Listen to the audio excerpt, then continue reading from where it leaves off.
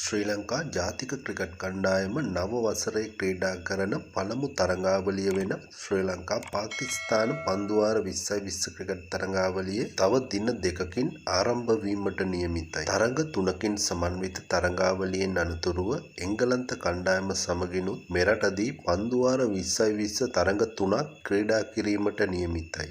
ඉන් අනතුරුවයි පන්දුවාර 2020 ලෝක කුසලාන ක්‍රිකට් තරඟාවලිය ආරම්භ වන්නේ. තවද ශ්‍රී ලංකා ක්‍රිකට් කණ්ඩායමේ වත්මන් ප්‍රධාන පුහුණුකරුවා වන සනත් ජයසූරිය මහතා එළඹෙන පන්දුවාර 2020 ලෝක කුසලානයෙන් පසු සිය තනතුරෙන් ඉවත් වීමට තීරණය කළ ඇති බව සඳහන් කර තියෙනවා. ඒ අනුව එළඹෙන පාකිස්තාන එංගලන්ත පන්දුවාර 2020 ලෝක කුසලාන ක්‍රිකට් තරඟාවලිය සනත් ජයසූරිය ශ්‍රී ලංකා ක්‍රිකට් කණ්ඩායමේ ප්‍රධාන පුහුණුකාර තනතුර දරන අවසන් තරඟාවලි කීපයයි. ඒත් හැබැයි ශම්මිද සිල්වා කියා සිටියේ සනත් ජයසූරිය කරයි යන වැඩේක සතුටුයි. විශේෂයෙන්ම ක්‍රීඩකයන් එක්ක තියෙන සම්බන්ධය.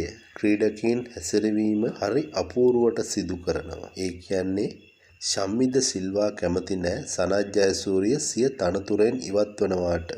T20 ලෝක කුසලානයෙන් පසුව සනත් ජයසූරියගේ ඉදිරි ගමන් මඟ සම්බන්ධයෙන් ඔහු සමග සාකච්ඡා කිරීමට ශ්‍රී ලංකා ක්‍රිකට් ආයතනය සැලසුම් කරගෙන සිටින බවයි වාර්තා වන්නේ.